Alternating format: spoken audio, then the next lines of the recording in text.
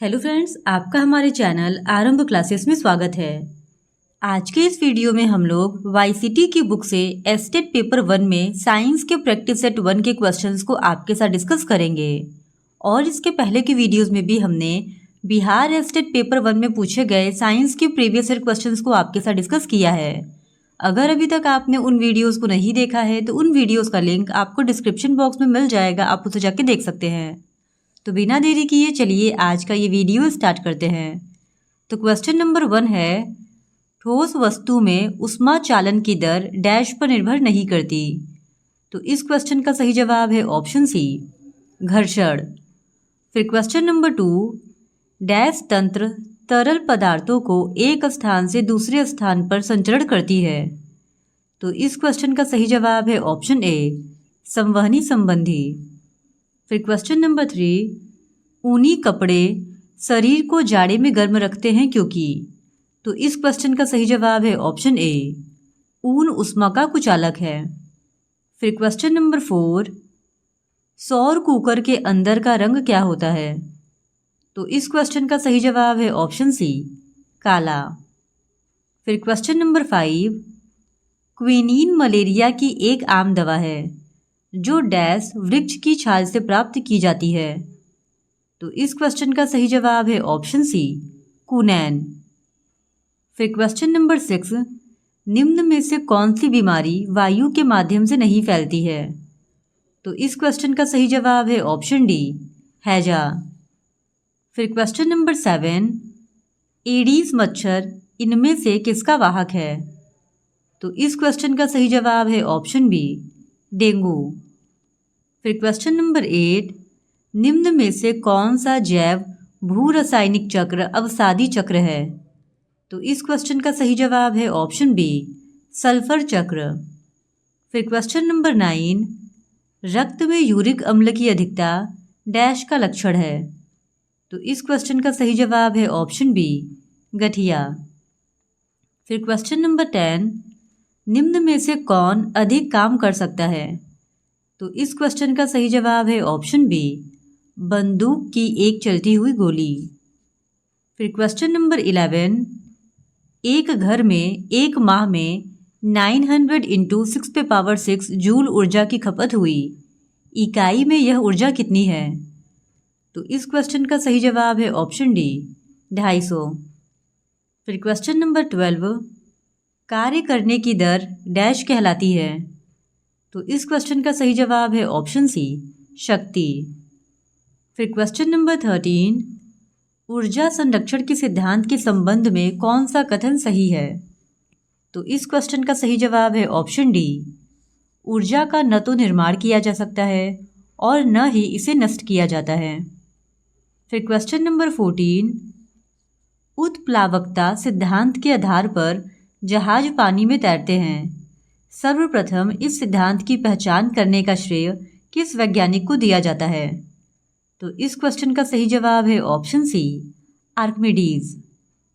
फिर question number 15, दबाव को डैश से मापा जाता है।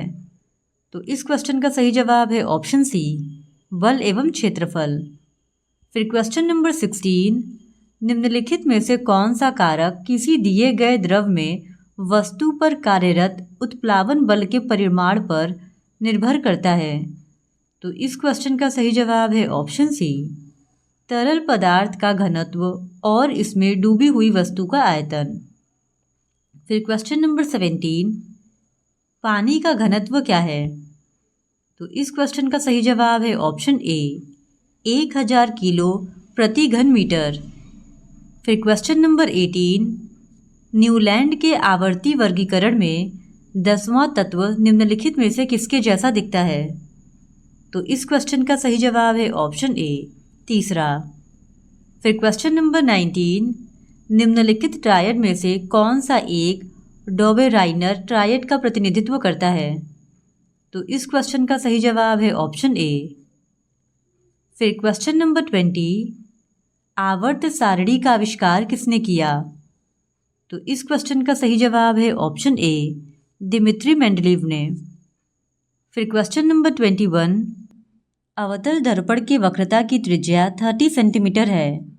कार्टेशियन साइन कन्वेंशन के अनुसार इसकी फोकल लंबाई को किस तरह व्यक्त किया जाता है? तो इस क्वेश्चन का सही जवाब है ऑप्शन ए -15 सेंटीमीटर। फिर क्वेश्चन नंबर 22, वस्तु के प्रतिबिंब की ऊंचाई से वस्तु की ऊंचाई का अनुपात कहलाता है। तो इस क्वेश्चन का सही जवाब है ऑप्शन डी रेखीय आवर्धन। फिर क्वेश्चन नंबर 23, प्रकाशिक तंतु किस सिद्धांत पर कार्य करता है? तो इस क्वेश्चन का सही जवाब है ऑप्शन बी पूर्ण आंतरिक परावर्तन। फिर क्वेश्चन नंबर 24, किसी व्यक्ति के निकट दृष्टि दोष को सुधारने हेतु किस लेंस का प्रयोग किया जाता है? तो इस क्वेश्चन का सही जवाब है ऑप्शन ए अपसारी लेंस। अपसारी लेंस का प्रयोग किसी व्यक्ति के निकट दृष्टि दोष को सुधारने के लिए किया जाता है। फिर क्वेश्चन नंबर 25, रोशनी के लिए साधारण बल्ब की जगह एलईडी और सीएफएल इसकी वजह से ले रहे हैं। तो इस क्वेश्चन का सही जवाब है ऑप्शन ए ऊर्जा दक्षता। फिर क्वेश्चन नंबर 26, निम्नलिखित में से कौन सा उदाहरण न्यूटन की गति के पहले नियम को दर्शाता है?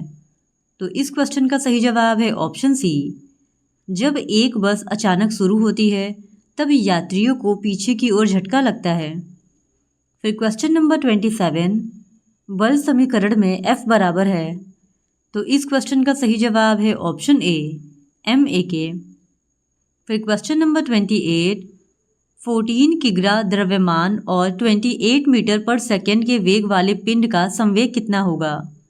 तो इस क्वेश्चन का सही जवाब हो जाएगा ऑप्शन बी 392 किलोग्राम मीटर प्रति सेकेंड।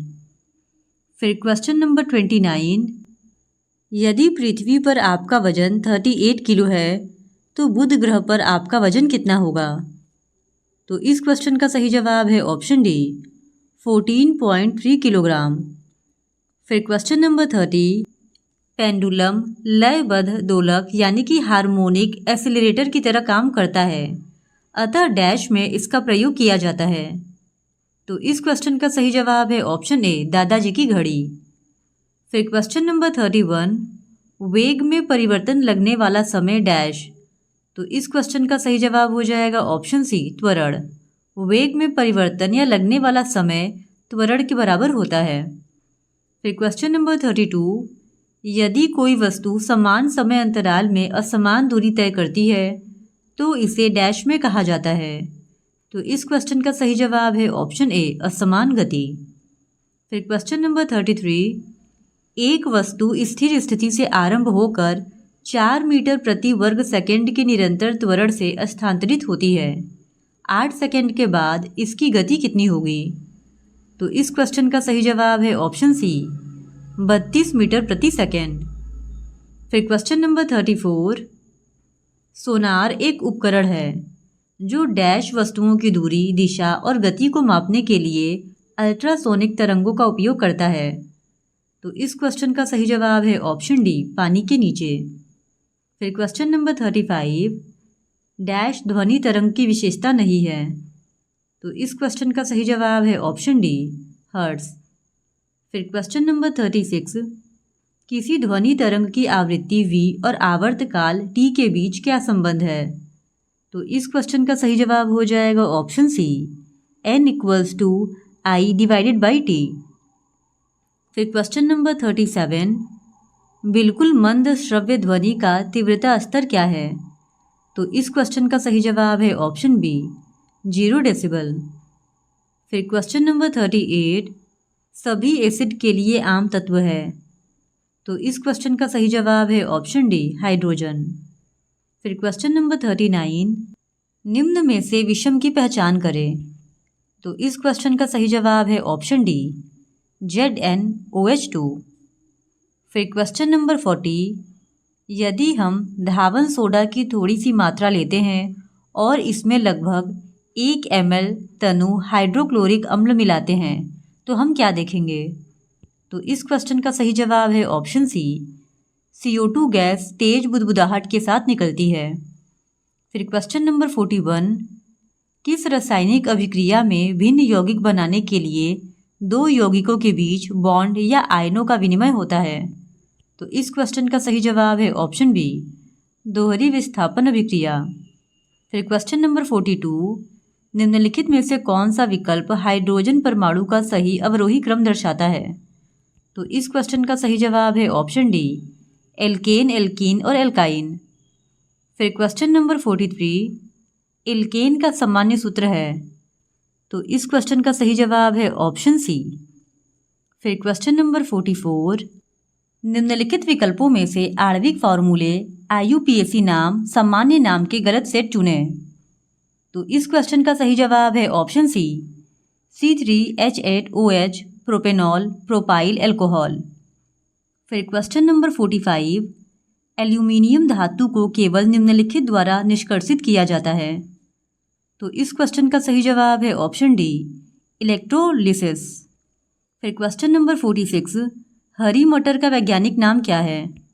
तो इस क्वेश्चन का सही जवाब है ऑप्शन ए, पाइसम सटाइवम। फिर क्वेश्चन नंबर 47, निम्नलिखित में से कौन से गुणसूत्र लड़की के जन्म के कारक होते हैं? तो इस क्वेश्चन का सही जवाब है ऑप्शन डी, XX। फिर क्वेश्चन नंबर 48, होमो सैपियंस शब्द किसके द्वारा दिया गया था? तो इस क्वेश्चन का सही जवाब है ऑप्शन ए, C. लिनियस। फिर question number 49, survival of the fittest वाक्यांश किसने गढ़ा? तो इस क्वेश्चन का सही जवाब है ऑप्शन सी, हर्बर्ट स्पेंसर ने। फिर क्वेश्चन नंबर 50, एक विशिष्ट घर की एक माह में ऊर्जा खपत 9 × 10⁸ जूल है।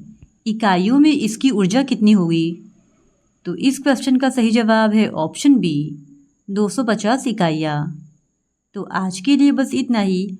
बाकी के क्वेश्चंस का डिस्कशन हम लोग इस वीडियो के नेक्स्ट पार्ट में आपके साथ करेंगे। धन्यवाद।